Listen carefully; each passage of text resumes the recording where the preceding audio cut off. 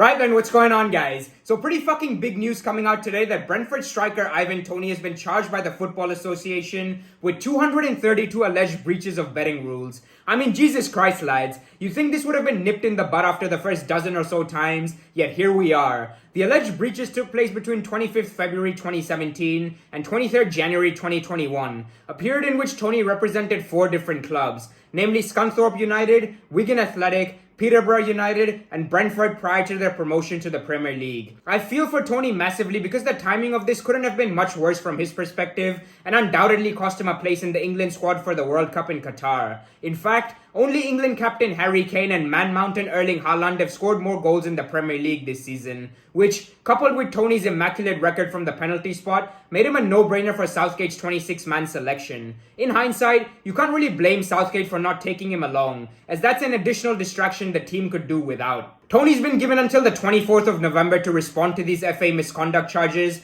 which claim he violated Rule E8, which bans players from betting on games and or sharing privileged information for the purposes of betting. Regardless of the outcome, it's clear as day that a lengthy ban is forthcoming, particularly if it falls into the latter category. For reference, Kieran Trippier was banned for 10 weeks in 2020 and fined 70,000 quid after telling a mate of his to lump on what was then an upcoming transfer to Atletico Madrid.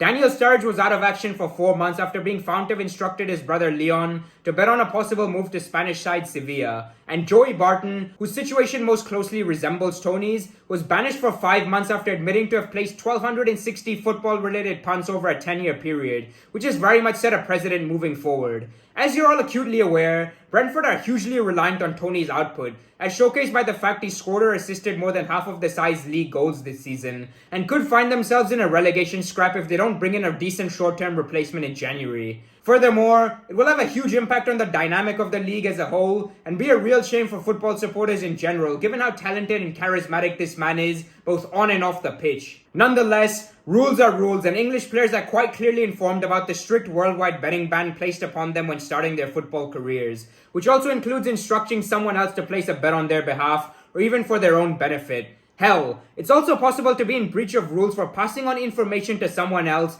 even if a player does not know they plan to use that information to place a bet, which suggests the best course of action for any footballers to keep their mouths shut about their job at all times.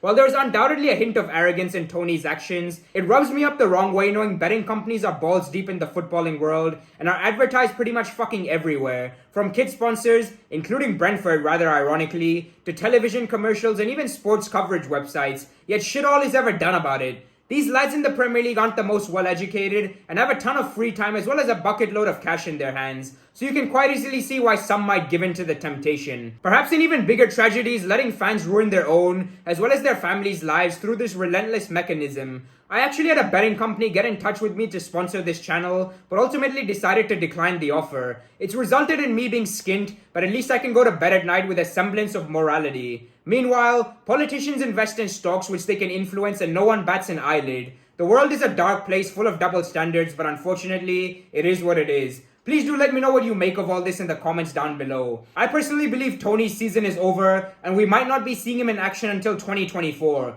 which would be an almighty blow for everyone concerned. Take care and enjoy the rest of your day. Peace.